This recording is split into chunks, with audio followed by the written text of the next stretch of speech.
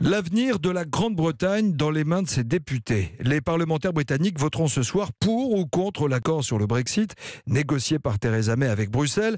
Alors il y a peu de suspense selon les spécialistes, l'accord devrait être rejeté. Mais que va-t-il se passer ensuite? Démission de la Première ministre, nouvelles élections ou tout simplement un nouveau référendum comme certains l'espèrent? Et puis il y a ce scénario qui fait peur aux Britanniques, que le Royaume-Uni quitte l'Union européenne sine die, sans accord.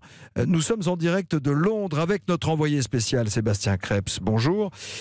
Bonjour Nikos. D'abord, pour qu'on comprenne bien Sébastien, ce no deal dont on entend parler depuis pas mal de semaines, ça veut dire quoi concrètement ? Eh bien, sans accord, ça veut dire une sortie sèche dans 2 mois et demi, c'est le 29 mars.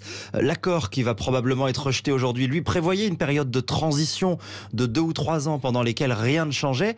Mais sans accord, le Royaume-Uni perd brutalement tous les avantages liés à l'Union. En clair, c'est le retour de la frontière, de la douane et des droits à payer qui vont avec. Ça, c'est concret et on imagine aussi l'impact potentiel sur l'économie britannique. Oui, parce que la Grande-Bretagne a massivement recours aux importations, à 50 000 tonnes de nourriture par jour, par exemple, plus les médicaments, les biens de consommation, et plus de la moitié de ces importations, 53%, eh bien, elles proviennent de l'Union européenne. Vous rajoutez des droits de douane, eh bien, ce sont les prix de la vie quotidienne qui vont forcément augmenter. Et les experts de la Banque d'Angleterre font un topo absolument effrayant. Inflation aggravée par l'effondrement de la livre sterling qui perdrait un quart de sa valeur, remontée en flèche du chômage, le PIB pourrait chuter de 8%.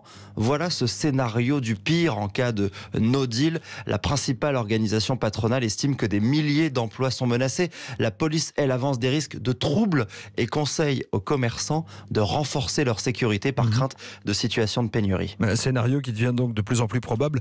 Comment les Anglais s'y préparent au quotidien ? Eh bien déjà, ils ne s'y préparent pas depuis très longtemps. Theresa May a officiellement lancé les préparatifs juste avant Noël et débloqué 2 milliards d'euros notamment pour les douaniers. Dans les entreprises, en revanche, on y pense depuis un peu plus longtemps. Je suis allé chez ce fabricant de vélos, par exemple, usine Brompton, dernier cri dans la banlieue de Londres. Le problème, c'est que les matières premières là-bas viennent de l'étranger. Le patron Will Butler a décidé de faire des stocks. On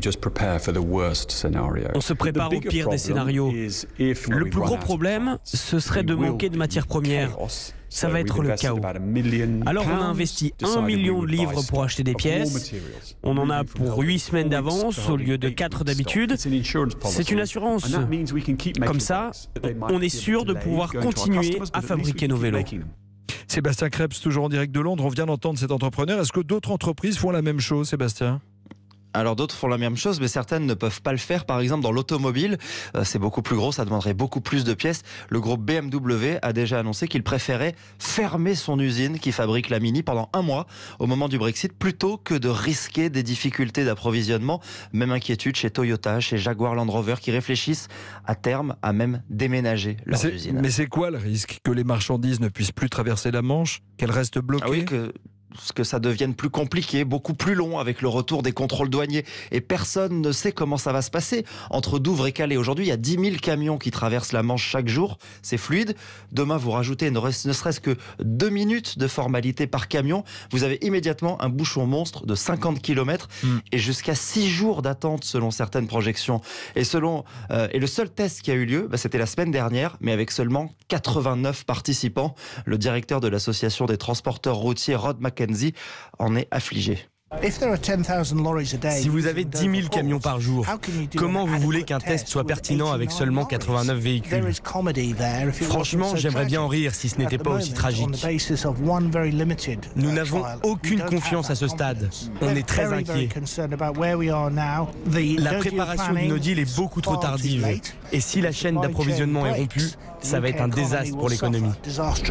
Alors, on a du mal à imaginer qu'un tel chaos concerne nos voisins anglais. Et malgré tout, les députés s'apprêtent à rejeter l'accord. Est-ce qu'ils en assument les conséquences? Est-ce qu'ils réalisent des conséquences, justement ?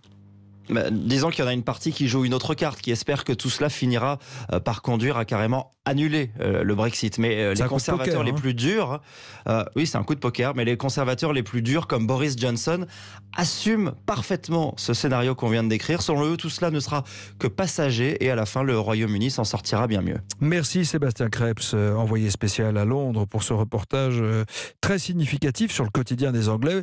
Vote décisif ce soir au Parlement britannique, qu'on suivra de très très près sur notre antenne. Europe 1 va plus loin, c'est tous les matins à 7h20.